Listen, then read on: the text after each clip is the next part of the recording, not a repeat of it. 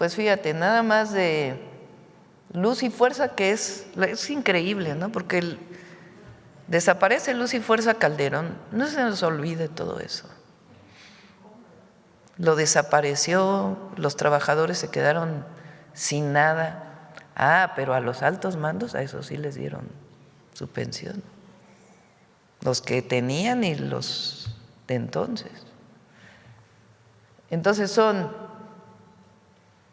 que ganan más de 100,000 pesos mensuales de pensión, 8,500 más 603 más 205 más 75 más 33 más 1. Nada más de Luz y Fuerza del Centro. La que sigue. Este es Pemex. Pues aquí son todos, ¿no? 179 más 94 más 133 más 115 más 8 más 15. 544.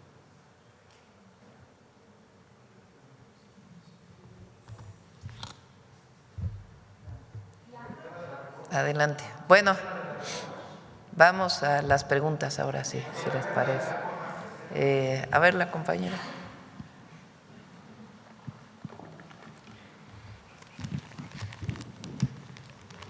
Gracias, presidenta. Preguntarle, Tania Damián, de Ángulo 7, tengo un tema de Puebla. En los proyectos de economía circular de San José Chiapa, y también hay otro proyecto de un parque que se llama Ecoparque Tlali La Malinche.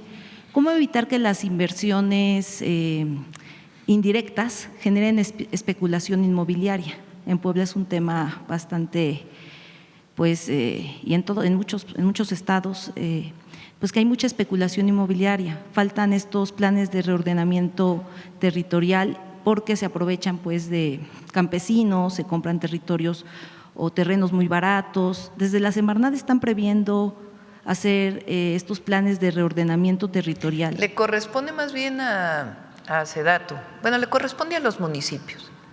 En nuestro país los municipios, con excepción de la Ciudad de México, que el cambio de uso de suelo lo define el Congreso de la ciudad, los municipios y el Cabildo definen si hay un cambio de uso de suelo. ¿Qué quiere decir eso? Que de suelo agrícola puede pasar a suelo urbano, por ejemplo, o de suelo urbano a suelo industrial. Muchas veces, en muchos años pasados, pues, con mucha corrupción, se modificaron usos de suelo o no se modificaron y se hicieron desarrollos sobre suelo agrícola, que después tienen problemas de escrituración. Entonces le corresponde a los municipios el ordenamiento territorial, el ordenamiento urbano, pero la SEDATU, Edna Vega, tiene un trabajo muy importante de apoyo a los municipios. Han hecho bastantes ordenamientos territoriales y en algunos casos participa la Semarnat cuando hay ordenamientos ecológicos también. Sí, que hubiera una directriz, porque a veces los municipios, pues pasa esta situación de que hay mucha corrupción, sigue habiendo mucha corrupción y se van extendiendo los territorios sin tener esta preservación ecológica. Y bueno, también está también este parque de economía circular que se busca hacer en San José Chiapa, y ahí pues se ha generado críticas en el sentido de que pues va a haber especulación. Si pudieran ayudar a los municipios, al mismo estado, a que desde la Semarnat o de la SEDATU pueda haber pues ese reordenamiento territorial, ayudaría. Y bueno, Presidenta, entiendo que el 19 de febrero va a estar en Puebla, precisamente en la industria militar. Mañana. Si nos pudiera comentar. Mañana vamos, es el Día del Ejército Mexicano, y vamos a la industria militar en Puebla. Es esta zona que platicamos cuando estuvimos en la 4ª sección del Bosque de Chapultepec. Ahí fue la industria militar donde se fabrican desde armas hasta vehículos. Estuvo durante mucho tiempo en la Ciudad de México, en la Alcaldía Álvaro Obregón y Coajimalpa, un pedacito, a la salida hacia Toluca. Ahí estuvo durante mucho tiempo. Peña Nieto lo quería vender justamente para hacer un desarrollo habitacional. Y cuando llegó el presidente López Obrador y su servidora a la jefatura de gobierno, se tomó la decisión de que no, de que se hiciera un espacio ecológico, la cuarta sección del bosque de Chapultepec. Y ahí se hizo un proyecto junto con todo el bosque que se llama Naturaleza y Cultura. Ahí está la nueva Cineteca, la nueva Bodega Nacional, un lugar, la verdad, hermosísimo. Entonces, todo lo que estaba ahí se movió a Puebla.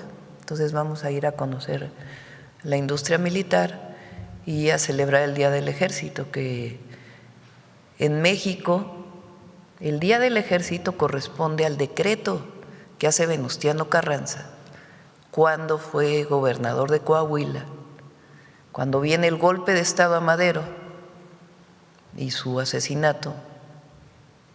Bueno, antes del asesinato, unos días después lo matan a Francisco I. Madero. Estaba detenido aquí en la intendencia de Palacio Nacional.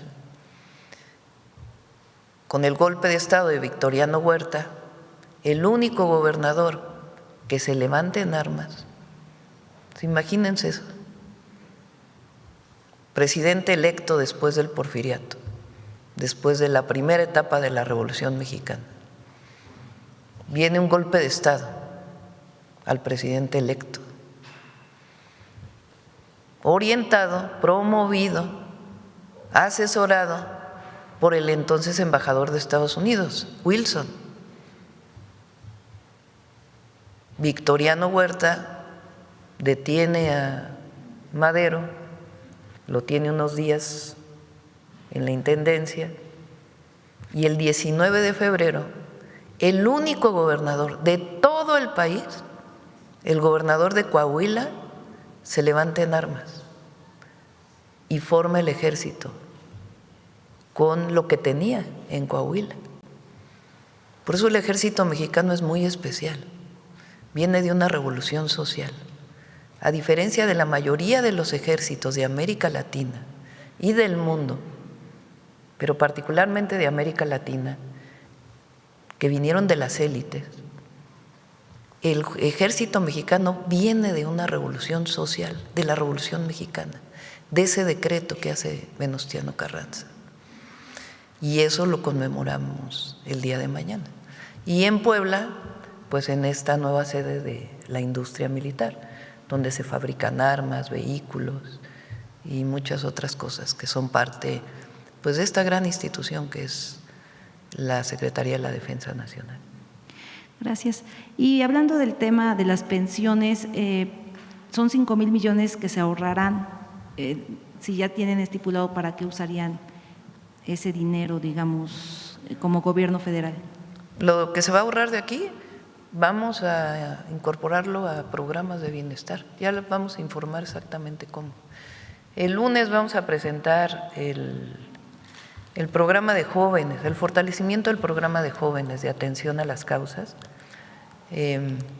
Ahí son algunas nuevas acciones que vamos a desarrollar y ahí vamos a informar el uso de este recurso y también de lo que está pagando el empresario que no quería pagar y que ya está pagando. Y finalmente, Presidenta, ayer comentó, y ahora que está Raquel Buenrostro, que van a empezar un programa sobre usuarios encubiertos. No sé si pudiera precisar a qué se refiere ese programa, se me hizo muy interesante, sobre todo porque pues sí hay ciertas instituciones que todavía, digo, de todos los niveles de gobierno, pero bueno, hablando de la federación, que bueno, sigue habiendo cierta corrupción en los niveles, digamos, medios hacia abajo. Raquel. Bien, por instrucciones de la presidenta estamos revisando varias leyes para entregar un paquete anticorrupción y fortalecer y empoderar también al ciudadano. O sea, lo que nosotros queremos es que abatir la corrupción, que no hay tolerancia y cero tolerancia. Y muchas veces las personas, el ciudadano común y corriente no quiere denunciar. Todavía nos falta mucho trabajar en fortalecer la cultura de la denuncia, y también dentro de los cambios en las iniciativas de ley estamos proponiendo también muchos artículos que cuiden pues la confidencialidad, la discrecionalidad, cómo se manejan también las denuncias para que también la ciudadanía se siente seguro. Pero como hay pocas denuncias desde hace mucho tiempo, y hace poquito creo que lo comentaba la presidenta en una mañanera, el contribuyente encubierto, el trabajador encubierto, el empresario encubierto, se utiliza desde hace muchísimos años, tanto en gobiernos locales como en gobiernos federales. El tema es que muchas veces cuando se van estos casos, se van a juicio, se van a la Suprema Corte y se litigan, se nos caen, porque no se reconoce la figura. Entonces, si bien es una figura que se ha utilizado ya mucho tiempo, se le va a dar una fuerza legal para que no se nos caigan los casos en los tribunales o en los juzgados. Eso es lo que se está trabajando. Sí, por ejemplo, en el área de salud yo he detectado en el ISSSTE ciertos temas que hacen auditorías en Puebla, porque yo soy de Puebla, pero sí con ciudadanos encubiertos a lo mejor, pero con ese tema legal podría tener más. Sí, la idea es fortalecer y empoderar a la ciudadanía y mejorar todos los servicios y acabar con la corrupción. Gracias. Gracias. A ver, vamos, a ver, compañero. ¿Qué tal, querida presidenta, muy respetada presidenta Claudia?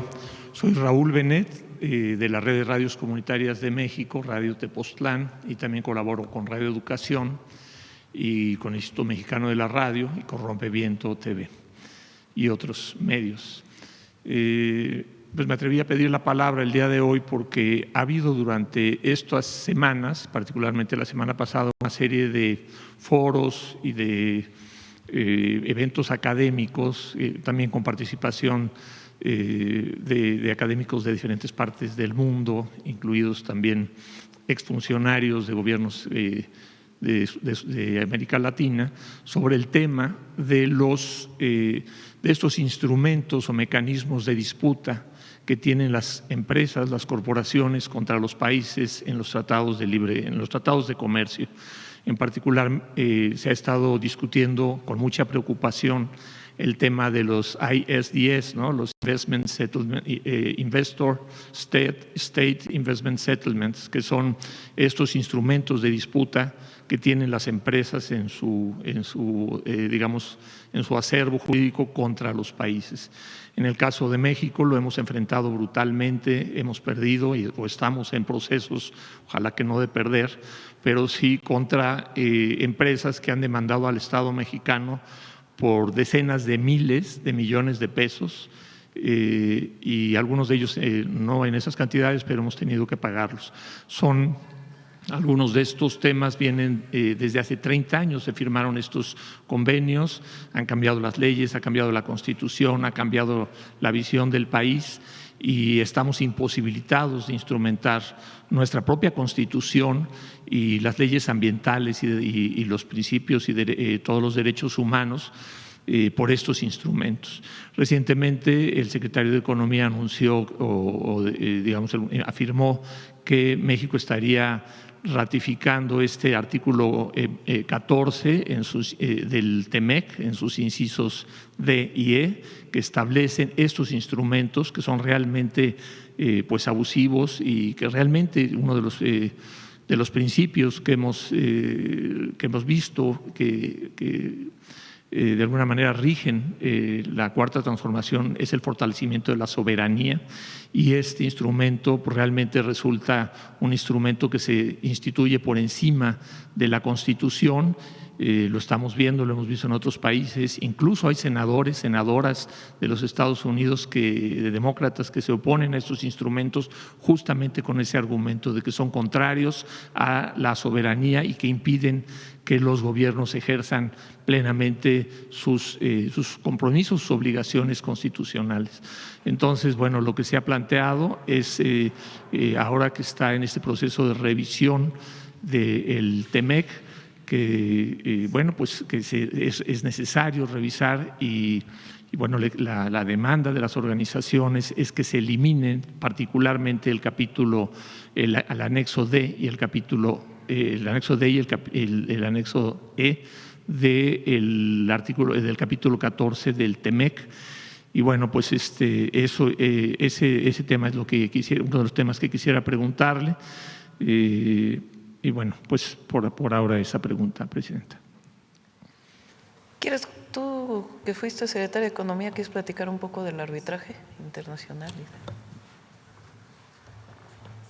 Sí, como bien dicen, últimamente el arbitraje internacional se convirtió en un negocio de especulación a nivel internacional. ¿Qué es lo que pasa? Cuando hay un pleito, un litigio en un país, cuando es una empresa transnacional, surge la idea que la empresa se empieza a defender porque dice, no me dan trato de nacional, entonces, estoy siendo maltratado porque soy una empresa extranjera y hay un abuso del país. Entonces surgen estos mecanismos de arbitrajes internacionales para decir, pues la empresa puede acudir a un ámbito internacional para que se le trate con justicia en cualquier país. Y esto existe en todos los países del mundo. ¿Qué es lo que está pasando? Se ha distorsionado muchísimo esta figura. Se empezaron a generar muchos despachos internacionales especulativos que lo que hacen es generar demandas y especulan sobre las ganancias, entonces se van financiando y esos recursos, con los recursos cuando ganan la demanda se quedan con un buen porcentaje. Entonces son como jugar a las apuestas, ¿no? Entran abogados, despachos grandes, pelean cosas que a lo mejor son absurdas. ¿Por qué? Porque cuando ganan reciben un gran dinero y van haciendo apuestas y ya hay incluso ya estructuras financieras y estructuras de despachos internacionales muy complejas peleando en todos los países.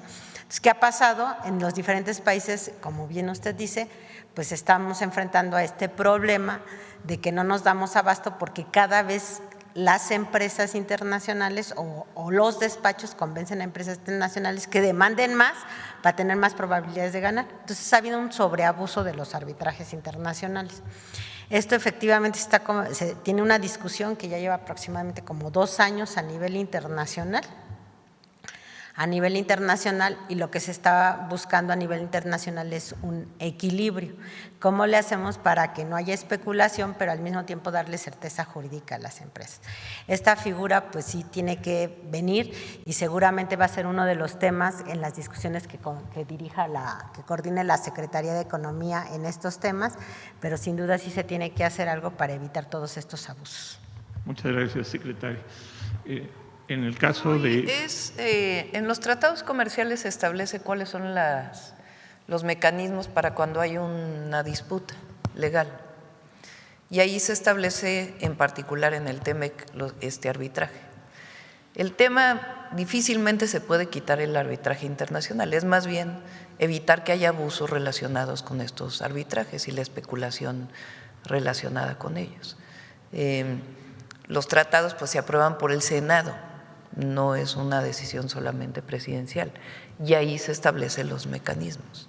Pero en efecto, lo que hay que buscar es los mecanismos que no haya especulación relacionada con estos arbitrajes. Muchas gracias. Tengo otra pregunta. En ese…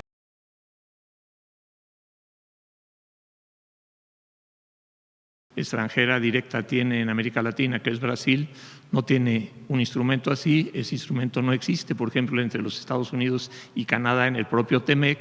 Entonces sí creo que es importante y agradezco mucho la respuesta, me parece muy interesante y muy pertinente.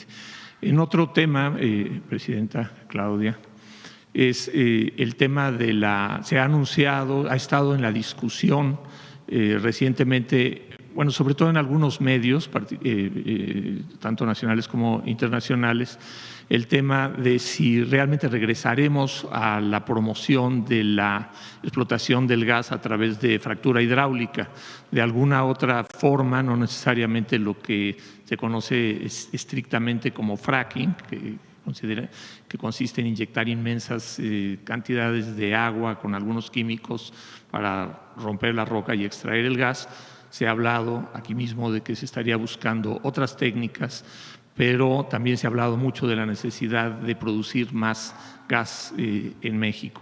Entonces, la pregunta es si es, digamos, ¿qué hay de verdad en estas versiones que han estado saliendo, publicadas en medios internacionales de una manera muy reiterada, de que estaríamos a punto de anunciar en México un regreso a la fractura hidráulica o a la explotación con la tecnología que se tiene actualmente, que es esa, de los yacimientos no convencionales en la cuenca de Burgos y en algunas otras cuencas? Nosotros dependemos alrededor del 75% del gas natural que consumimos de Texas, de Estados Unidos. La generación eléctrica de base, digamos, la que garantiza que esté operando las plantas eléctricas 24 horas del día, además de la hidráulica, son las de gas natural, las de ciclo combinado esencialmente. Hay una planta de carbón y la mayoría ya hoy es de gas natural. Incluso se va a quitar el combustóleo. Cuando nosotros salgamos del gobierno prácticamente va a haber desaparecido el combustóleo como parte de la generación eléctrica, pues porque es un combustible que genera muchas emisiones de gases de efecto invernadero.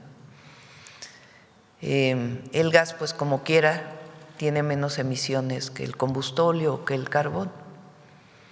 Ahora, la pregunta es cómo fortalecemos la soberanía energética. Todos los países tienen que garantizar la soberanía, o por lo menos buscar que la mayor parte de lo que se consume se produzca en el país. Durante el periodo del presidente López Obrador se trabajó mucho para evitar la importación de gasolinas y diésel, con la mejora de todas las refinerías y la la implementación de la refinería Dos Bocas, la refinería Olmeca. Y estamos pues prácticamente al 80-85% de consumo propio, de gasolinas, de diésel. El petróleo que se produce aquí se refina aquí y se consume aquí. Ya se exporta realmente muy poco. Y aparte pues tenemos la refinería de Deer Park que está en Texas, que es totalmente de Pemex. Entonces la pregunta es, ¿cómo hacemos para mayor soberanía energética? Entonces una parte muy importante es ampliar las fuentes renovables de energía. La solar, la eólica, la geotérmica y otras, porque el sol pues no lo importas, el sol está disponible, el viento también, todo esto siempre y cuando haya trabajo con las comunidades, porque no es solamente las renovables por las renovables, sino que todo sea en conjunto con las comunidades en donde se instalan estas plantas. Entonces, el incremento de la participación de los renovables en nuestro sexenio va a ser de alrededor del 15%, del 15 al 20% en la generación eléctrica, pero sigue existiendo el tema de qué hacemos con el gas. Entonces, se está trabajando en dos áreas. La primera es el gas convencional. ¿Cómo extraemos más gas convencional? ¿Y dónde hay gas convencional? Convencional quiere decir de los pozos normales. Y la otra es un grupo de trabajo de expertos que vea si es factible el gas no convencional con reciclaje de agua, con el uso de otros químicos, con otras formas que no tengan los impactos ambientales que hoy tiene la fractura hidráulica. Todo el gas que importamos de Texas viene de fractura hidráulica. Entonces, ese es un estudio, no hay una decisión y todo va a ser transparente. Pero hay una cosa muy importante y es la soberanía. ¿Cómo hacemos para producir más gas en nuestro país al mismo tiempo que aumentamos las fuentes renovables?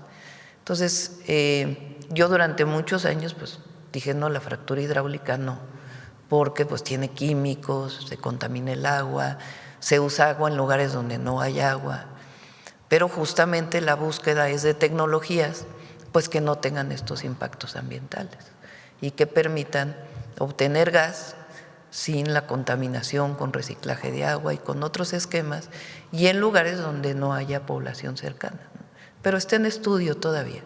Y en caso de de plantear una tecnología distinta, pues entonces, o sea, con los expertos que se dedican a esto, ambientalistas, en fin, con una participación integral, obviamente ahí donde se llegara a hacer, si es que se hace, pues tiene que haber aceptación de la comunidad, ¿no? Siempre. Pero sí es un tema de discusión general de cómo fortalecemos la soberanía energética de nuestro país. Muchas gracias, presidente. En otro tema muy diferente, nosotros somos una radio comunitaria, Radio Tepoztlán, y estamos en una red de radios comunitarias. Y ahora que se está discutiendo el tema de los libros de texto y la nueva escuela mexicana, nosotros desde la pandemia hemos tenido relación con algunas de las escuelas de nuestro pueblo, particularmente con preescolar, con el Jardín de Niños, que han mantenido un programa a lo largo desde entonces, y donde las maestras, junto con otras maestras de preescolar y de otros niveles educativos, van explicando en qué consiste el modelo, el nuevo modelo educativo a partir de sus propios textos. Y es apasionante, es realmente increíble, da muchísimo gusto, es clarísimo, es una dirección totalmente distinta, cuando menos desde mi punto de vista, a la que había. Y ahora recientemente, en los recientes días de la discusión que se dio sobre un director general al interior de la Secretaría de Educación Pública, nos preguntaban algunos radioescuchas en ese contexto si se estaría dando marcha atrás. No. Entonces yo les decía, no, definitivamente no es una persona, pero sí me gustaría que usted nos hiciera favor de abundar en cómo es que se construyen y cuál es la dirección, o sea, cómo es que se construyen, cómo se escriben, cómo se organiza, qué papel juegan los maestros, las maestras, sobre todo en nuestro caso, todas las que llevan a cabo estos programas son maestras. Y cómo es que esto no es una cuestión de una persona o que se esté dando marcha atrás en este proceso tan interesante. Esa es respuesta, y ya nada más también quisiera felicitar a usted, a todo el equipo, por esa excelente noticia de ir contra las inmensas pensiones. Felicidades por eso. Bueno, el modelo educativo continúa, la nueva escuela mexicana continúa, los libros de texto, su esencia continúa, eso no va a cambiar. Esta idea muy antigua del profesor, la profesora que se para frente a un salón de clase y los alumnos escuchan el dictado y se dicta y se aprende memorizando, pues ya es una idea muy antigua de la pedagogía. Y la nueva escuela mexicana lo que busca, entre otras cosas, es fortalecer el trabajo colectivo de los estudiantes y que se aprenda en ese trabajo colectivo. Y eso es algo que no va a cambiar ni mucho menos. Y la esencia también del contenido tampoco va a cambiar. Es enriquecer en ciertas áreas. Por ejemplo, necesitamos ampliar los libros de texto a lenguas originarias. Lo que dije de incorporación de las mujeres en la historia y algunos otros enriquecimientos de los libros que son importantes, pero la esencia no cambia, que es parte del legado de la transformación. Muchas gracias, presidente. Sí. Bueno, vamos a ver el financiero acá.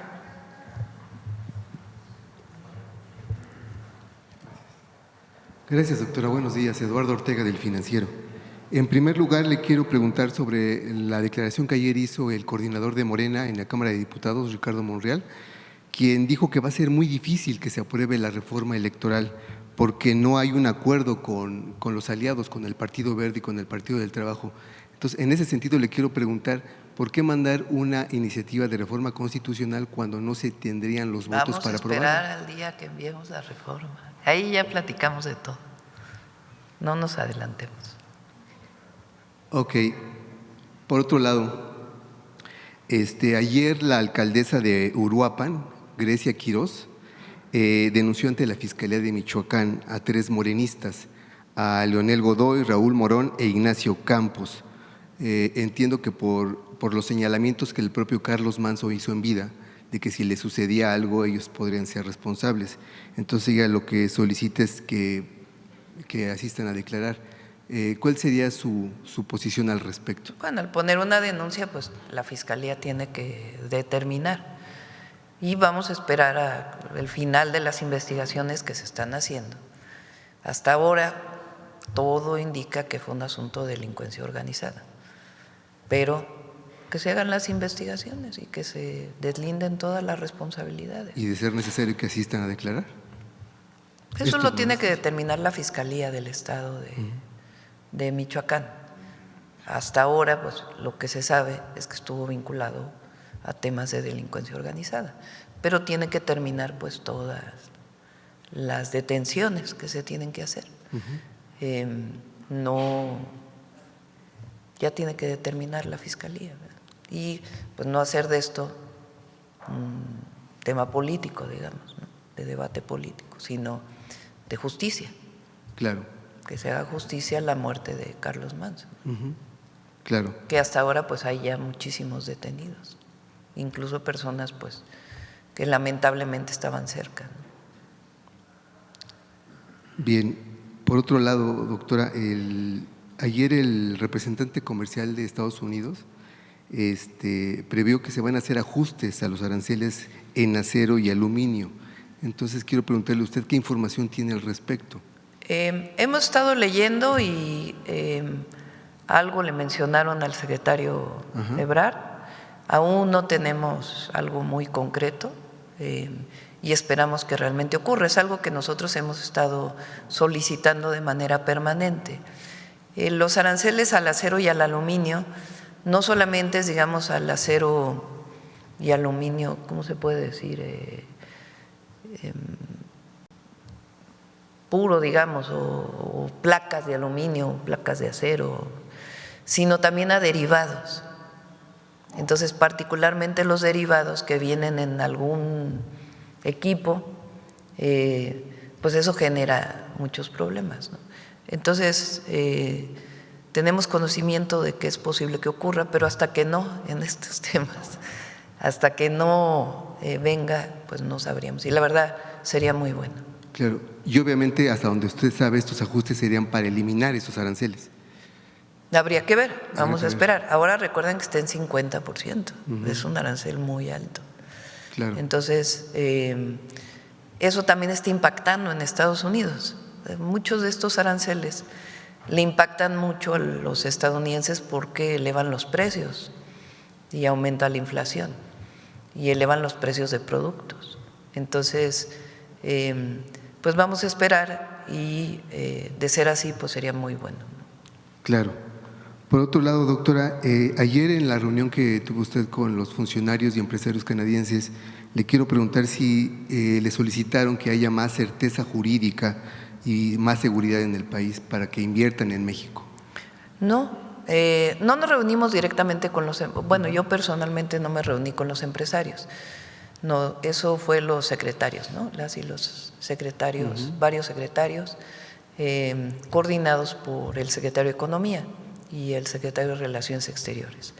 En la reunión que tuvimos, realmente fue una reunión muy, con mucha amabilidad y al revés, pues de reconocimiento mutuo de nuestros gobiernos y al mismo tiempo pues de las grandes oportunidades que hay tanto en el comercio como en las inversiones. Claro. Ahora, si me permite hacerle una pregunta a la secretaria Anticorrupción, quisiera yo preguntarle que Julio Scherer Ibarra, en su libro de Ni Venganza ni Perdón, hace varios señalamientos de corrupción. Entonces yo le quiero preguntar si no valdría la pena que de manera, no sé, de oficio, la Secretaría a su cargo iniciar investigaciones al respecto en este sentido.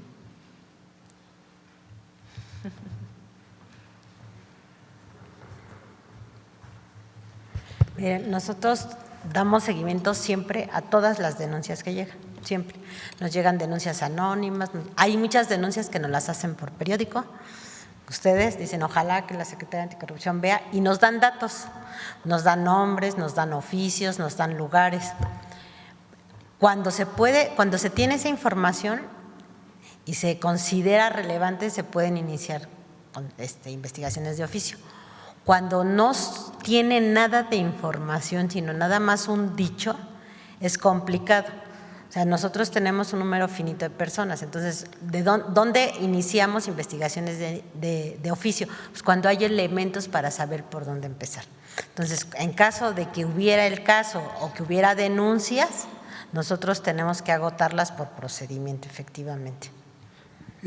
Secretaria, pero si en estos señalamientos son hechos por un mismo funcionario que trabajó en el gobierno y que digamos que él sería como la fuente también de información, que quizás fue un testigo de esos casos, ¿qué habría que responder a ello? Que presente su denuncia.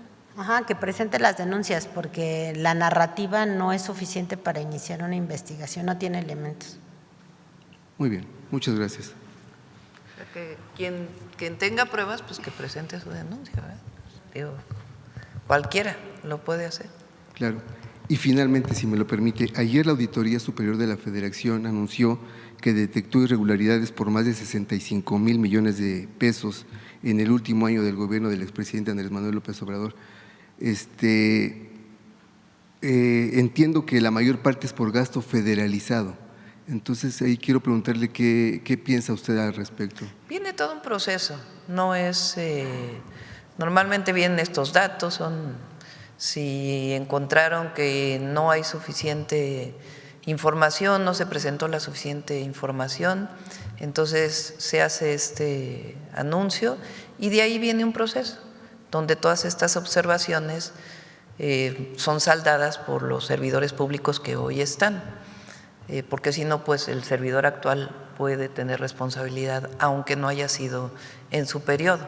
Entonces viene un periodo de saldar todas las observaciones y normalmente en estos periodos se reduce los montos de manera muy significativa, pues porque hay el tiempo para poder justificar todo aquello que en una primera revisión la auditoría encuentra. Entonces hay que esperar a que pase todo el proceso. Le agradezco mucho, doctora. Sí. Bueno, vamos. A ver aquí. Gracias, Presidenta. Con relación a este esquema de pensiones, Presidenta, se menciona mucho el tema de viudez y un caso particular de una colega Casar. Esto sería para la secretaria y para usted, Presidenta. En este marco de los polos de desarrollo industrial para Tlaxcala, programado recientemente y su próxima visita a la entidad, ¿cree que haya viabilidad para que en el corto plazo inicie y se pueda ver un resultado palpable en la entidad tlaxcalteca y que al mismo tiempo se refleje en el cuidado de su compromiso 92 con los ríos Zahuapan y Atoyac? Sí, incluye a todos los que reciben la pensión. O sea, si falleció la persona y lo recibe la viuda o el viudo, también incluye. O sea, es la reducción de las pensiones. Entonces, ahí no hay ninguna preferencia hacia nadie, se aplicará… Se aplica, repito, no a los trabajadores con contratos colectivos, sino a los servidores de confianza, los que alguna vez fueron funcionarios de confianza y que tienen pensiones por encima de la mitad del salario de la presidenta. Respecto al índice de percepción de la corrupción, en el cual encuadran las cifras del Banco Mundial, México y en su administración mejora su posicionamiento, pero le preguntaría, Presidenta, si sería un sueño guajiro pensar que México pudiera en algún momento o al término de su administración alcanzar una posición similar a Dinamarca. Pues claro que nosotros combatimos la corrupción en todo momento. Ahora, y esto es muy importante también, fíjense nada más el aumento en los ingresos de tesorería, a ver si del SAT.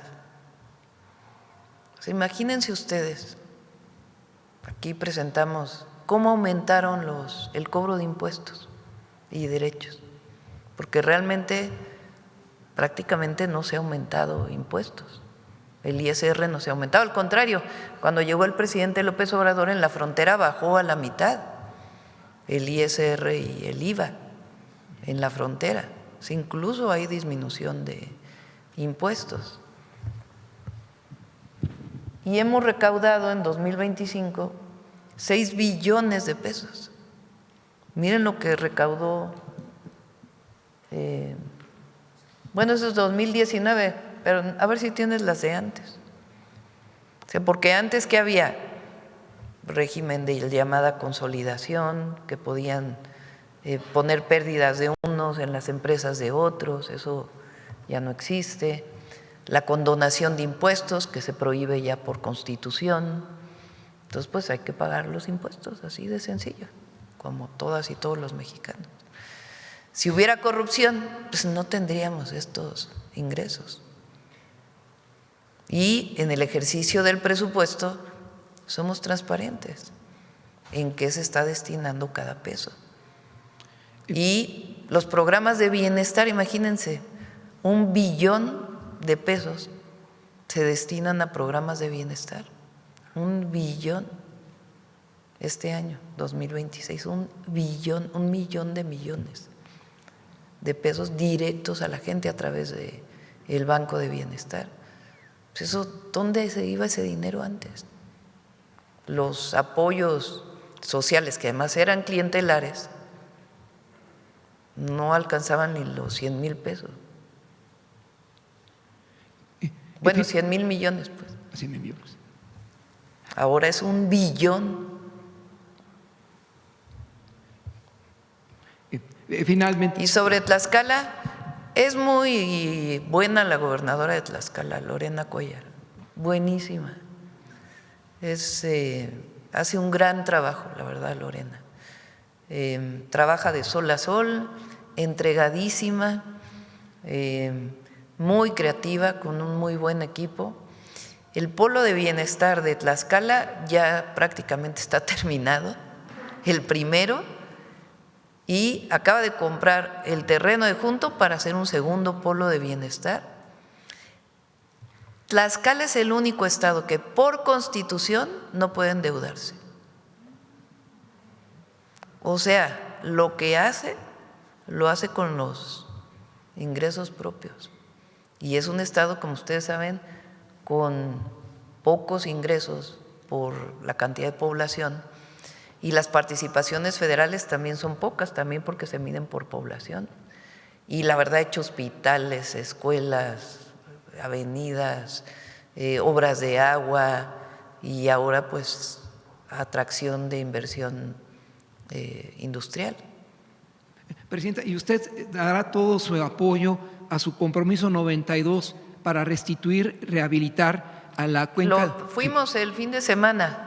Se están construyendo 9 plantas de tratamiento nuevas, se está poniendo drenaje en las comunidades para evitar que las aguas negras se vayan directo al río. Las plantas de tratamiento, algunas son con tecnologías convencionales, aunque producen menos lodos. Es una nueva tecnología que también se la aprendimos a Lorena, porque ella hizo plantas de tratamiento con una tecnología alemana que produce menos lodos de tratamiento de agua. Entonces, algunas son de ese tipo y otras son con humedales, que también es una forma natural de descontaminar el agua a través de humedales, de lagunas y ciertas especies de plantas y filtros. Entonces, y el compromiso del saneamiento de todo el río lo tenemos, igual que el de Tula y igual que el de Lerma. Entonces, finalmente, su compromiso con la planta Federico Silva que inauguró es para mediano y largo plazos. Sí, bueno, estas nuevas plantas apenas van a estar listas, yo creo que por ahí de agosto de este año. Y es una inversión en todo el río de alrededor de 4,500 millones de pesos para el saneamiento. Muchas gracias, Presidenta. Así lo dice Lamón, Metrópoli en Tamaulipas y la 1530 en La Buenísima. Gracias. Gracias, Presidenta. Buenos días. Soy Aisa García de Telesur. Me gustaría preguntarle varios temas, entre ellos si esta iniciativa de las pensiones sin privilegio incluye a los exministros de la Suprema Corte de Justicia. En ese caso no, fíjate, porque sí, ya sabía que iban a ser así. Porque no quedó incluido en la reforma al Poder Judicial, en la primera. O sea, los actuales ministros, su pensión es la del ISSSTE, los de ahorita. Los anteriores no quedó incluida en la reforma al Poder Judicial. Entonces ya no quisimos incluirlo porque pues, ahí se quedó esa reforma. Pero sí incluye todo lo demás. Gracias. Ahora quiero todo lo que tiene que ver con gobierno federal y sus organismos descentralizados. Otros poderes del Estado, sí, ¿no? En la reforma electoral sí vamos a plantear pues que ahora sí los consejeros electorales no ganen más que la presidenta, ¿verdad? Porque muchos de ellos se ampararon. En cuanto a salud, Presidenta, me gustaría preguntarle de nuevo sobre el sarampión. Sé que lo aborda a diario y, bueno, ya hay 3 nuevas muertes, hay 31 muertes acumuladas. ¿En cuánto tiempo planea su gobierno vacunar a la totalidad de los grupos prioritarios que se han establecido los niños hasta 13 años? Es que hemos visto que en las filas para vacunación, que se ve que hay muchos adultos. Hay muchos adultos, sí, ¿no? De 13 a 49 años. Y bueno, yo tengo entendido que la prioridad es los niños. Sí. Ayer tuvimos reunión con los gobernadores y las gobernadoras e insistimos mucho eso, que hagamos mucha comunicación, difusión para orientar a la vacunación de 6 meses a 12 años. Vamos a poner cartelones en los preescolares, en las primarias, para que orientemos a la vacunación.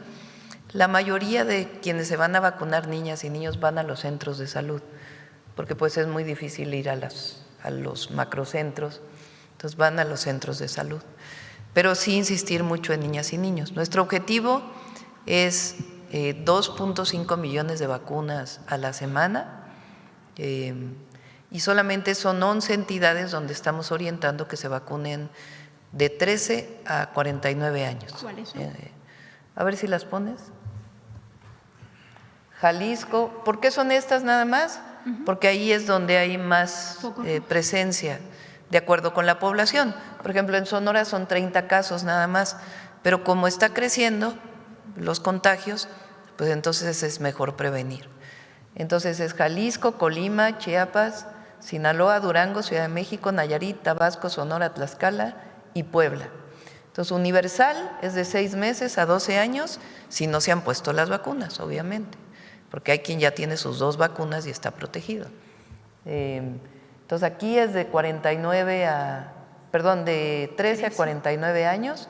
Después de 49 ya la prevalencia es muy baja, ya prácticamente no hay contagios a esta edad, aunque se puede poner, no hace daño, pues, pero por el número de vacunas es mejor las poblaciones prioritarias.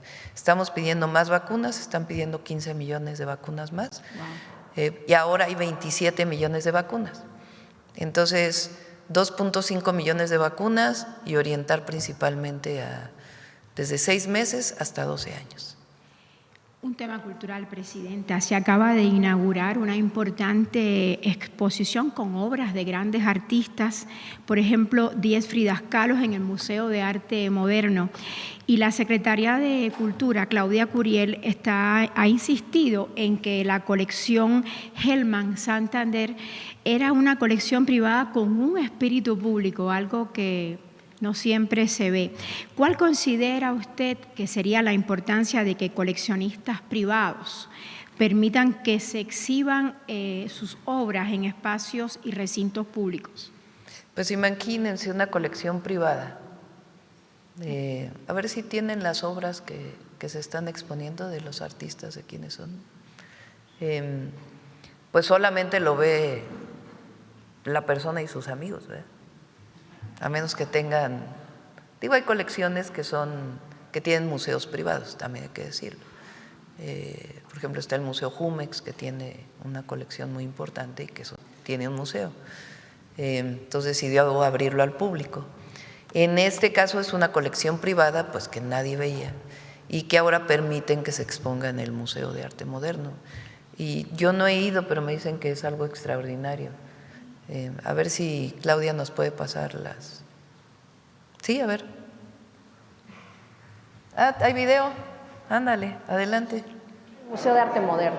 Tenemos 68 obras de arte moderno mexicano: 10 Fridas, Diego Riveras, Orozco, Siqueiros, María Izquierdo, Lola Álvarez Bravo, Graciela Iturbide, Carlos Mérida, Jesús Reyes Ferreira, Gabriel Figueroa. Esta colección empieza una nueva etapa de itinerancia, pero inicia en el país de origen de las y los creadores que conforman esta maravillosa colección, una de las más importantes de arte moderno mexicano. Vengan al Museo de Arte Moderno, los y las esperamos. Del 17 de febrero al 17 de mayo, de 10 a 18 horas. Impresionante. Presidenta, en otro tema, hoy el periódico Por Esto de Cancún dicen que abandonan ayuntamiento y el gobierno del estado a la CEMAR en la estrategia contra el sargazo. Este es un tema que es bastante… ¿Quién dijo eso?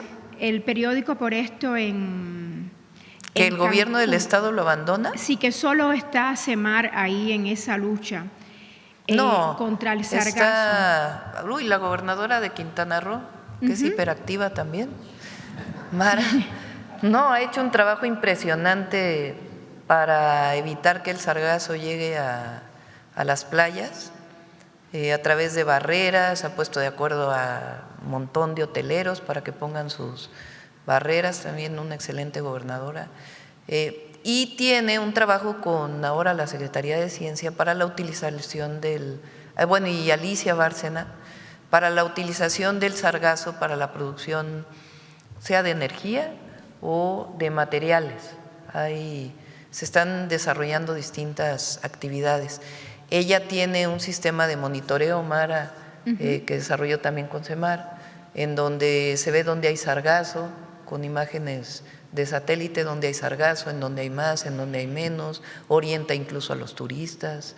Entonces, pero ¿hay alguna medida de choque para, digamos, viene pronto Semana Santa, después el verano? Tiene muchísimo trabajo. ¿De contención? Un día, si gustan, podemos traer a Mara a la Secretaría de Marina y a Alicia, que también está trabajando, y Rosaura, en este trabajo muy importante. El sargazo no se sabe muy bien cuál es su origen, o sea, siempre ha existido pues sargazo, pero ahora el incremento de sargazo en las playas, por lo menos mexicanas, hay quienes dicen que se debe a la deforestación de la Amazonia. Hay quien dice que esta es una causa, otra que tiene que ver también con el calentamiento global y el aumento de la temperatura de los océanos, que ha traído a través de corrientes el sargazo que antes no llegaba a las playas de México. Entonces hay también mucha investigación científica relacionada con las causas y también pues con prevenir que lleguen a la playa. Ya cuando llega a la playa se contamina, entonces ya es mucho más difícil su reciclamiento. Se hizo una norma para que se pueda pescar el sargazo. ¿Pescar? Sí, porque si lo tomas en la mar se puede utilizar porque aún no está contaminado. Pero entonces, es tremendo lo que está pasando en el Caribe, ¿no? Sí, pero hay mucho trabajo relacionado con el sargazo. Bueno, Presidenta, en otro tema me gustaría volver a hablar de Genaro García Luna. Uno de los escándalos de corrupción más graves que ha habido en la historia, en nuestra historia reciente, y no es tema de libro, es tema de tribunales, hay sentencias. En específico, hay resoluciones judiciales como la del 22 de mayo de 2025, la Corte del Circuito 11º Circuito Judicial para el Condado de Miami-Dade, Florida, dictó sentencia civil contra García Luna y su esposa por miles de millones de dólares a favor del Estado mexicano. ¿Qué seguimiento va a dar su gobierno para que esa sentencia se traduzca en devolución real de recursos, porque son muchos recursos robados al pueblo de México, y para que no quede en generalidad? ¿A qué dependencia instruye usted que presente un informe público con fecha sobre cuánto se ha recuperado de estos bienes que son del Estado y que García Luna obviamente se robó? Ese trabajo lo inició Pablo Gómez cuando estaba en la UIF y ahora lo lleva Omar Reyes. Entonces le pedimos que pueda dar un informe de cómo avanza ese juicio. Gracias. En otro tema, el general Ricardo Trevilla Trejo informó aquí en la mañanera que desde 2012 se han incautado alrededor de 137.000 cartuchos calibre .50 y 215 fusiles calibre 50 y que casi la mitad estarían vinculados a la ley City Army Ammunition Plant, principal proveedora de munición para el ejército de Estados Unidos. Esto es una investigación que salió en el New York Times y que usted comentó también hace poco más de una semana. La pregunta es si ya hubo una respuesta formal del gobierno de Estados Unidos sobre el origen y las rutas de esa munición y qué información específica le está solicitando México. Si le están preguntando sobre trazabilidad, lotes, punto de ventas, intermediarios, ¿qué le está pidiendo México? Sí, estamos pidiendo toda la información y además se está viendo si se puede incorporar a las demandas que ya tenemos o se pudiera establecer una nueva demanda. Lo está trabajando la Secretaría de Relaciones Exteriores y también le pedimos que en cuanto tenga todo lo pueda venir a informar. A partir de este hallazgo, ¿su gobierno va a exigirle a Estados Unidos con corresponsabilidad en cuanto a seguridad fronteriza? Lo exigimos siempre, no es que lo vayamos a hacer. En las reuniones siempre se plantea el tema, y lo he hecho en las conversaciones telefónicas con el presidente Trump, el tema de la entrada de armas de Estados Unidos a México. Pues que son armas de alto calibre, muchas de ellas exclusivas del ejército de Estados Unidos y que están llegando a México y las usan los grupos criminales. Entonces, este es parte del entendimiento que hemos firmado. Así como nosotros colaboramos para evitar la entrada de drogas, ellos tienen que colaborar para evitar la entrada de armas a México. Hablando de Estados Unidos, Presidenta, usted ha ofrecido que México facilite un diálogo entre Estados Unidos y Cuba. ¿Puede confirmar si el Departamento de Estado respondió formalmente o no a esta propuesta suya? Hay pláticas para ver si es factible. Pero depende de los dos gobiernos, o sea, no solamente pues de la voluntad del gobierno de México, sino de la voluntad del gobierno de Cuba y de la voluntad del gobierno de Estados Unidos y de las condiciones también que en el marco de su autodeterminación pudiera estar estableciendo el gobierno de Cuba. Su gobierno ya envió ayuda a Cuba. Y de hecho ayer se repartió y se entregó a la población. Sí. Está la constancia visual por todos lados. El gobierno cubano y los cubanos están muy agradecidos, lo dicen por todos lados. Pero llama la atención que España anunció que se suma a esta iniciativa de México.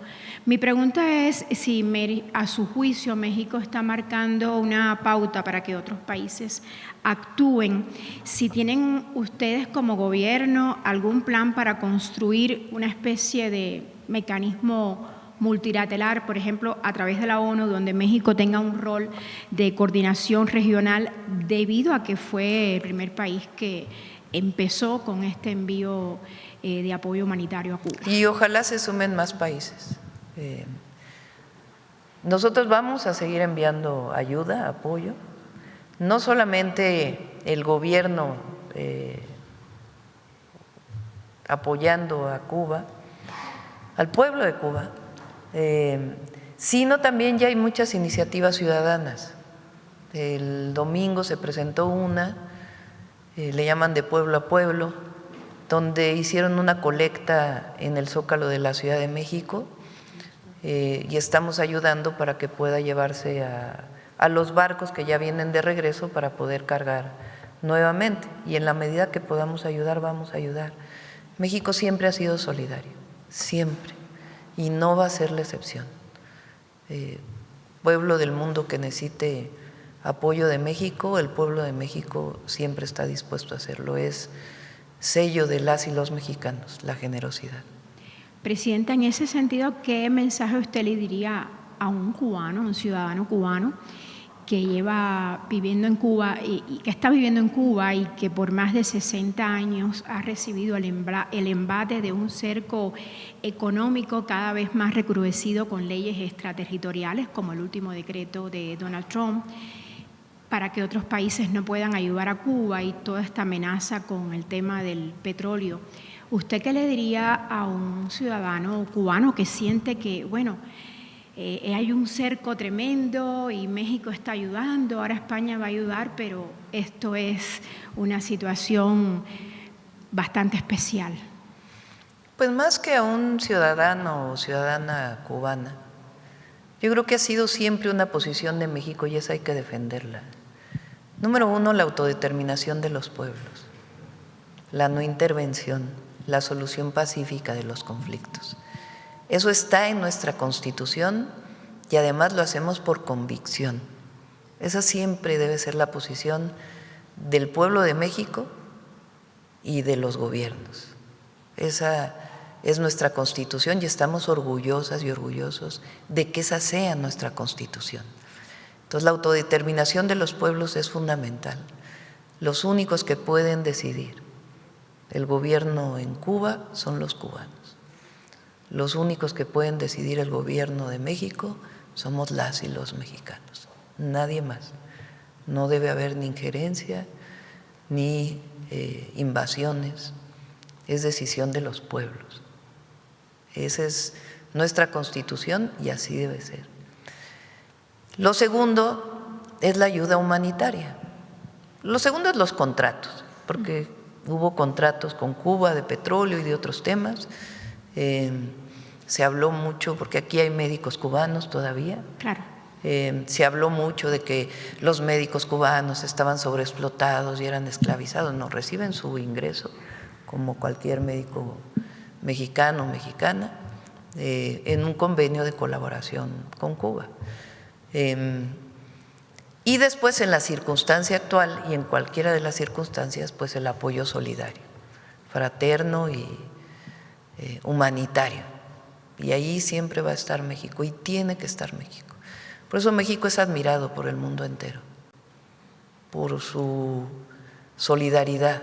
Cuando hubo incendios en California, ahí estuvieron elementos de las Fuerzas Armadas y de CONAFOR ayudando. Cuando hubo inundaciones en Texas, bomberos de Coahuila pasaron la frontera y ayudaron a los necesitados. Cuando el gobierno del general Lázaro Cárdenas abrió las puertas a todos los asilados de la República Española, ahí estuvo México abriendo sus puertas con los niños y niñas que primero llegaron. Cuando hubo golpes de Estado en Sudamérica, en Chile, en Argentina, en Uruguay, en Brasil, ahí estuvieron las puertas abiertas de México. Entonces, esa generosidad viene de nuestro pueblo, ese es nuestro origen y hay que defenderla siempre. Muchas gracias. Vamos acá de este lado.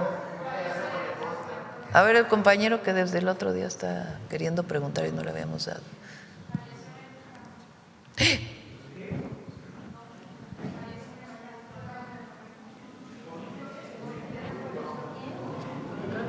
No. A ver, vamos a averiguar bien. No, que no es cierto. No, no es cierto. Ay, no asuste. Sí. Nuestro cariño a Elenita.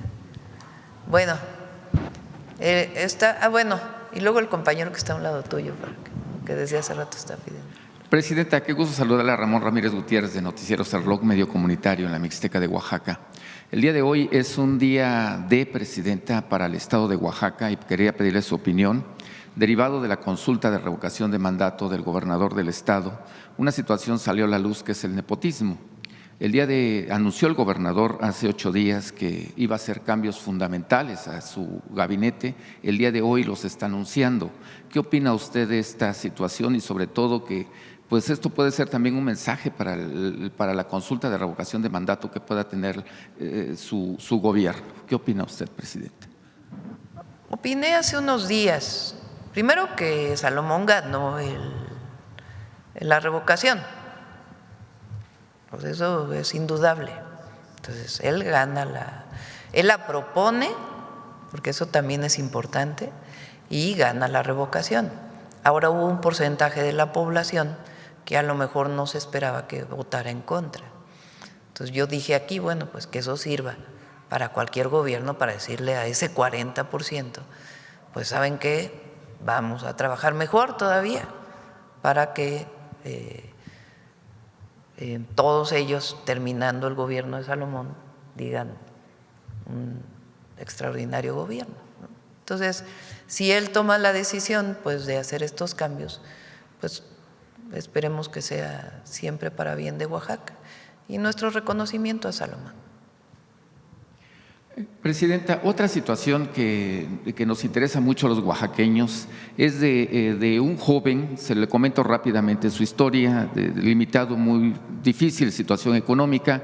Gracias al presidente Andrés Manuel López Obrador, con las becas que proporcionó para educación superior, pudo terminar de ingeniero civil. Se llama Pablo Osorio Sánchez. Estaba haciendo su residencia en la empresa Sicar de Puebla y lo asignan a Sinaloa. Él es secuestrado el mismo día de los 10 mineros. Lamentablemente no aparece dentro de los 10 mineros. Él era encargado de los túneles entre la autopista de este lugar que desaparecieron y en una autopista era encargado de los túneles. ¿Qué es lo que se pide? Que la Fiscalía traiga este caso, que se le dé viralidad, que se le dé importancia, como se le está dando a los otros 10 mineros. Fue desaparecido el mismo día, pero lamentablemente no junto con los mineros. Le digo lamentablemente porque se habla mucho de los mineros, pero no se habla de este caso, de este joven oaxaqueño. Y también que se sepa qué pasa con esta empresa Sicar, si hay alguna situación o por qué no se ha pronunciado en este tema. Sí, le pedimos al Gabinete de Seguridad. Entiendo que ya tienen el caso, pero le pedimos al Gabinete de Seguridad y que pueda informar, por favor. Gracias. Otra situación, presidenta, preguntarle también, recientemente me tocó cubrir periodísticamente hablando la constitución de un nuevo sindicato en el tema de Comisión Federal de Electricidad, principalmente. Ha habido observaciones al SUTER, digo, no estoy descubriendo el hilo negro, pero se constituye este sindicato, el Sindicato Nacional de Trabajadores Electricistas y de Telecomunicaciones. Ya se había hecho en un pasado reciente, lamentablemente por un pretexto de fotos, no se le pudo constituir como sindicato. Esta Secretaría del Trabajo tiene un área específicamente de reconocimiento de sindicatos. Ellos, ¿qué es lo que piden? Que ahora pues, se les den las garantías de que se les pueda verdaderamente tener el reconocimiento, pero es que se llama toma de nota, me parece que se le llama a esta situación. ¿Usted estaría de acuerdo ya en la democratización? Pues depende de que cumplan los requisitos, ¿verdad? Porque no es un asunto… La ley es muy clara y ya no estamos en la época del partido único donde solamente existían los sindicatos que estaban afiliados al PRI. Entonces, la ley ya permite que haya otros sindicatos. Ahora, para que haya toma de nota, pues tienen que cumplir los requisitos. Entonces, difícilmente yo puedo decir si estoy de acuerdo o no en la formación de este sindicato. En términos de la ley se puede formar, pero deben cumplir los requisitos de ley para que se les pueda dar toma de nota. Entonces, si cumplen los requisitos, tienen garantizada la toma de nota. Debe ser en el marco de la ley. Otra situación, viene el 2027, presidenta, y con ello, pues ya sabe usted la efervescencia política y de repente se utiliza mucho el nombre de la presidenta de la República, que si ya tiene simpatía con un candidato, con otro candidato. Le voy a plantear uno porque ha generado mucha polémica, el caso de Guerrero. Se ha dicho mucho que el oficial mayor de Ricardo Salinas, de la gobernadora Evelyn Salgado, pues aspira o quiere tener la presidencia municipal de Acapulco, una situación muy interesante. ¿Cómo se llama? ¿Así se llama? Ricardo Salinas, exactamente. Y su padre, pues ¿Qué tiene que ver una cosa es con presidente del tribunal. Un tío de él, del nombre Alejandro, pues está en las situaciones de transporte. Incluso por ahí la gobernadora, en reunión con empresarios, pues ha dejado entrever que usted tiene ciertas simpatías, ¿no? Creo que es importante clarificar su posición, ¿no?, para que no se utilice su nombre. Me imagino que sucede en muchos lugares del país, no solamente en Guerrero, pero esto, porque estoy muy cerca de Guerrero, me tocó documentar. No, yo no tengo favoritos para gobernadores, presidentes municipales, diputados, senadores. Afortunadamente en Morena pues hay un método muy claro. Antes sí era así, los gobiernos del PRIAN, porque es el PRIAN. En los gobiernos del PRIAN hubo dedazo y nombraban del partido del que provenían todos los candidatos, desde presidentes municipales, diputados locales, gobernadores, todo. En Morena pues es la encuesta. Es un muy buen método, la verdad, y afortunadamente existe, más allá de la opinión de la presidenta. Y ya por último, presidenta, y agradeciéndole que me haya dado la palabra, estuve en la Ciudad de México por 3 días disfrutando esta gran ciudad con todo y contingencia, por eso a veces los que venimos de provincia sentimos el efecto.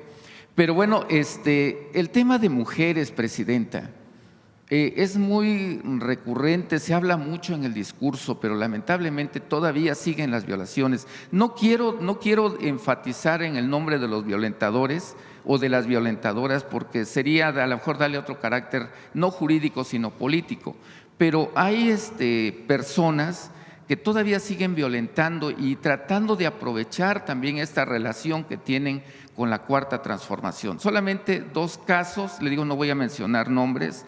Una situación de violencia contra mujeres y contra niños en una banda de música que pues ha tocado en eventos políticos de la Cuarta Transformación y que se ha aprovechado de esta situación y que goza de impunidad. La mujer ni tan siquiera se le dio la oportunidad de tener la situación de poner la denuncia. Se le buscó otra situación jurídica para evadir. Otra situación de una funcionaria que violenta a trabajadores, y me estoy refiriendo a funcionaria de carácter federal. Lo que le provocó a una mujer, incluso por la consternación, fue un aborto. Lo tengo documentado, tengo la entrevista. Digo, no quiero decir nombres porque no quiero que se traduzca en situaciones políticas, algo que tiene que ser jurídico. Y lo que usted dice, que se aplique simplemente la ley. Eso que yo quisiera que hubiera un comentario de usted, ¿no? Digo, hay muchas situaciones a nivel pues nacional. Impunidad, cuando hay un delito y que se presente la denuncia y ningún fiscal, Ministerio Público puede negar la posibilidad de que se presente la denuncia. Y si nos pasan los casos, pues revisamos. Gracias, presidenta. Bueno, a ver, el compañero que está a un lado tuyo y ya, cerramos. Recuerden que hoy a las 11 de la mañana es el simulacro. Hoy a las 11 de la mañana el simulacro.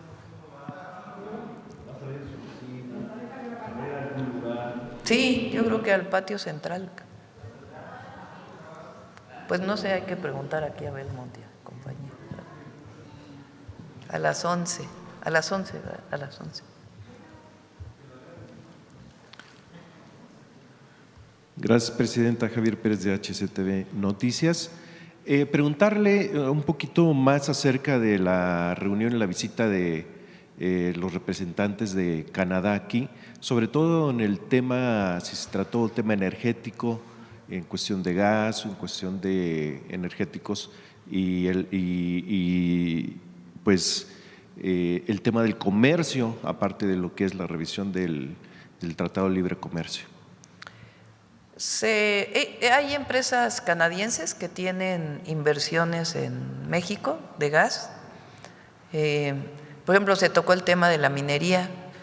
Nosotros planteamos el tema de la importancia de la remediación, porque hay algunas empresas que, desde que vino el primer ministro Carney, lo planteamos, canadienses que no han terminado su remediación, que ya terminaron la explotación de una mina y no han hecho la remediación ambiental que se requiere. Entonces tocamos este tema, personalmente lo planteé, y se habló de otras inversiones desde en gas natural, como tienen ahora, sobre todo en ductos, ¿no? Como ya en otras cuestiones más que de infraestructura productivas, como por ejemplo industria farmacéutica y otros temas. Fue muy buena reunión, la verdad, y la reunión también donde estuvieron los empresarios también fue muy buena. Gracias, presidenta. Por otro lado, hace unos días se volvió viral y se convirtió en un escándalo en redes sociales unas fotografías de una fiesta de Natalia Suárez, una funcionaria en Puebla vinculada presuntamente a grupos políticos de senador de la República, a Dan Augusto y Nacho Mier. También circulan fotografías del hijo de la misma persona, diputado federal, que también se llama Nacho Mier, con zapatos Louis Vuitton, una chamarra Moncler, cada uno con un valor de más de 40,000 pesos. Su opinión acerca de, sobre todo, el derroche y video y fotografías donde de por sí se volvía escandaloso. No vi los videos, no vi las fotografías, tomo lo que dices y lo que siempre planteo. Primero, que no haya desvío de recursos, eso es lo primero. Y ya hablándose de recursos propios, porque también hay que ponerlo todo en su lugar, pues es importante la humildad siempre, evitar evitar los escándalos. Sí, y sobre todo no es necesaria lo material. Eso es para nuestro movimiento y para el pueblo de México. Hay una parte que es muy, muy trascendente y que es especial de México, que es el pensamiento y lo no material. Lo que tiene que ver con la solidaridad, lo que hablábamos hace un rato, la generosidad, y no el despilfarro, el consumismo. Pero bueno, cada quien decide, ¿verdad?, cómo utiliza sus recursos. Mi opinión personal, pues es que no hay que ser ostentosos, aunque se tenga recursos. Y hablando precisamente de imagen, presidenta, Reporte Índigo hizo una encuesta sobre usted, sobre su imagen, no sé si ya había checado esto, y pues tiene usted el puntaje más alto. ¿En dónde salió? El Reporte Índigo. Ah, no lo vi hoy. A ver, ¿tienes ahí Reporte Índigo?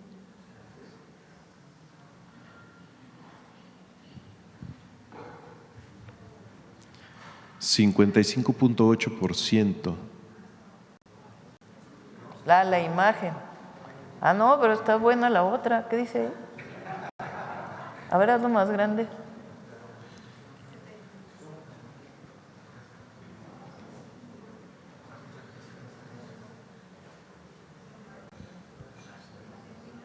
En términos generales, ¿cómo califica el desempeño de la presidenta Claudia Sheinbaum?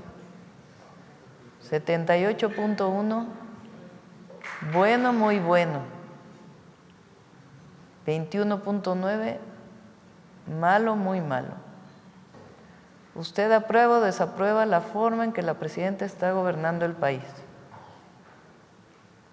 72.8 aprueba, 27.2 desaprueba. Está bueno. Sí. No la había visto.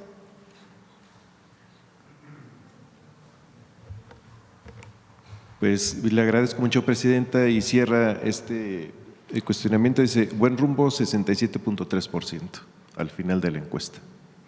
Bueno, gracias a todas y a todos. Vamos con el detector de mentiras.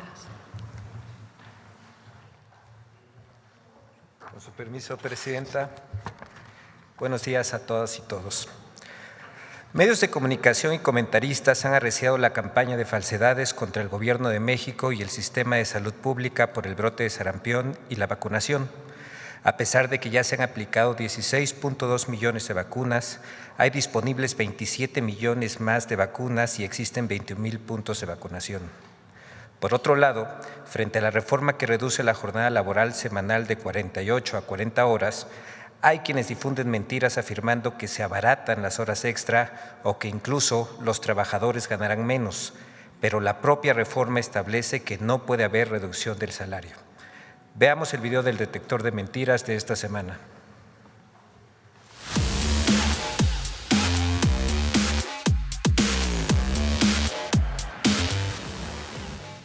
Falsedades sobre la reforma que reduce la jornada laboral a 40 horas, mentiras sobre el brote de sarampión en México y las vacunas contra esta enfermedad, y falsos videos de instalaciones del IMSS Bienestar son algunas de las noticias falsas que el detector de mentiras localizó esta semana.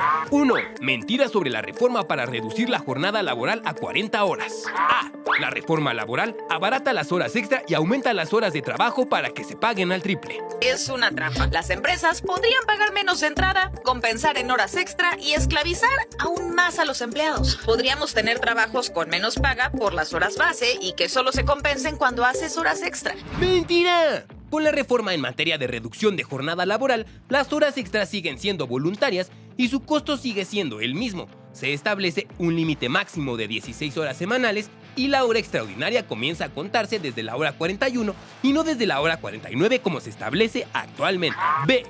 Con la reforma laboral, los trabajadores ganarán menos. Te lo romantizan mucho, te lo envuelven como si fuera un regalo muy bonito, pero por dentro abres la caja y hay desempleo, hay automatización, hay reducción de salario.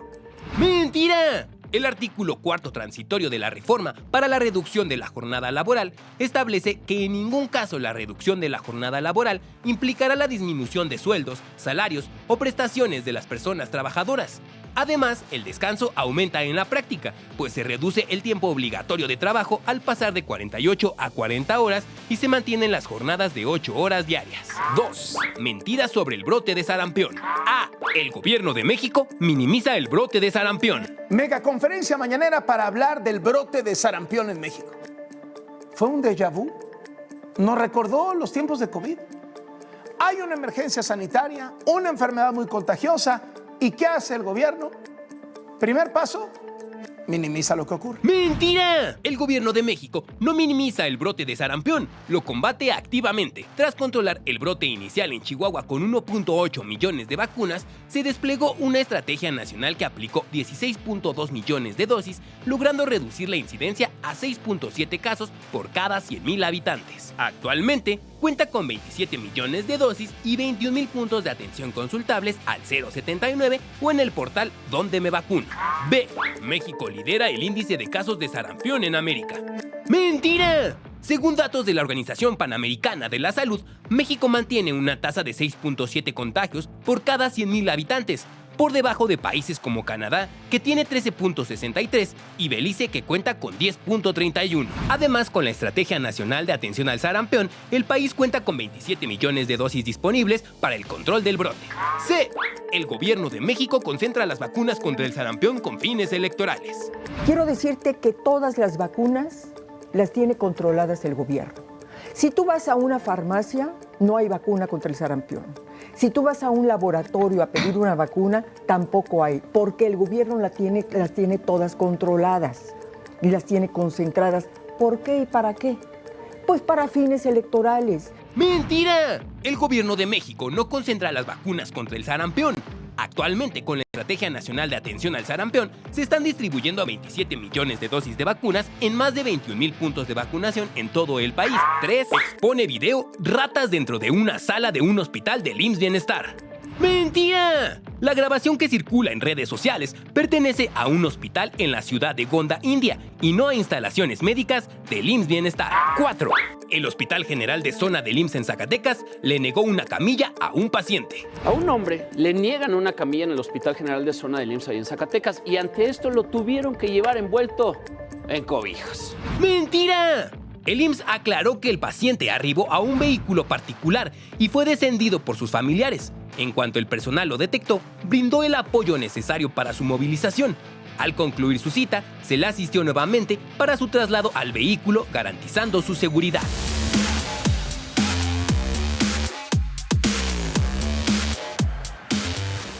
Gracias, presidenta.